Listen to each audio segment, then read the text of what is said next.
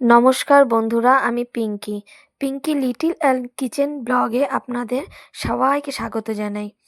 আমার আজকের রেসিপি মোগলাই। আমি এখানে 2 বাটি ময়দা নিয়ে নিয়েছি। এর মধ্যে কিছুটা পরিমাণ সাদা তেল দিয়েছি আর একটু লবণ দিয়েছি। লবণটা আমি ক্লিপে তুলতে ভুলে গেছি, আপনারা লবণটা দিয়ে নেবেন। এরপরে একটু মিষ্টি দিয়েছি, অল্প চিনি দিয়েছি। আপনারা যদি না চান নাও দিতে পারেন, কিন্তু চিনিটা দিলে স্বাদটা ভালো হয়। অল্প চিনি দিয়েছি।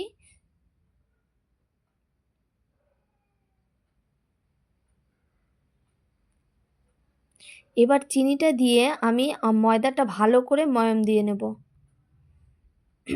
যাতে মুঠ করলে আটাটা এঁটে যায়। এবার অল্প অল্প জল দিয়ে ময়দাটাকে ভালো করে আমি মেখে নেব। বেশি নরম করলে হবে না, বেশি শক্ত রাখলেও হবে না, মিডিয়ামভাবে মাখতে হবে ময়দাটাকে। বেশ আমার ময়দা মাখা হয়ে গেছে। এর মধ্যে একটু সাদা তেল দিয়ে আমি ময়দাটাকে রেস্টে রেখে দেব 10-15 মিনিট।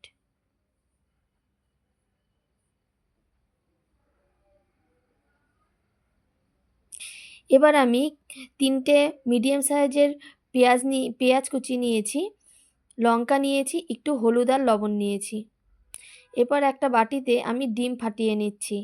আমি 2 বাটি ময়দার সাথে 6টা ডিম নিয়েছি, আপনারা কম বেশি করতে পারেন। এরপরে আমি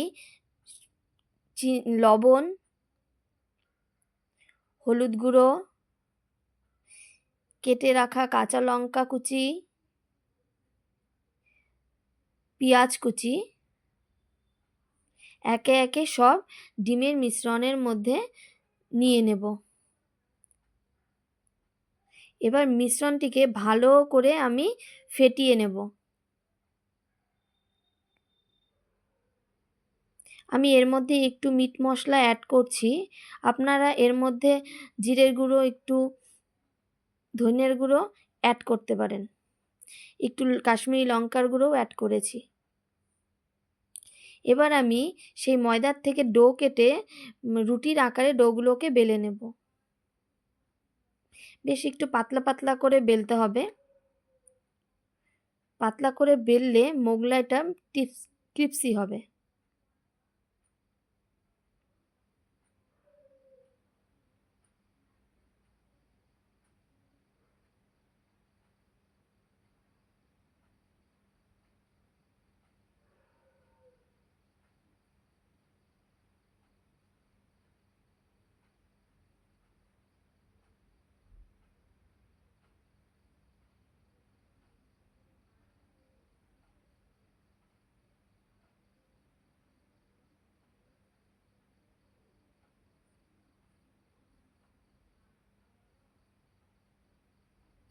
বেশ আমার ময়দা বেলা কমপ্লিট।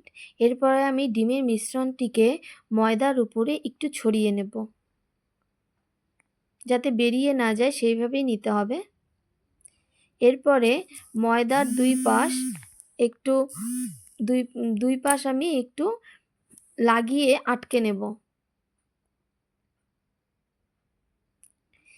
আপনারা চাইলে মাথায় একটু জল লাগিয়ে নেবেন, জল লাগিয়ে তারপর আটকাবেন, তাহলে খোলার ভয় থাকবে না। আমি লাগাইনি। এরপরে আমি কড়াইতে তেল বসিয়ে দিয়েছিলাম, তেল গরম হয়ে গেছে। এরপরে মোগলাইটাকে আমি দিয়ে দেব তেলের মধ্যে। আপনারা গ্যাসটাকে লো টু মিডিয়াম আঁচে রাখবেন। দেখুন মোগলাইগুলো কি সুন্দর কালার এসেছে। আমার মোগলাই কমপ্লিট। মোগলাইয়ের সাথে আমি আলুর তরকারি করেছি।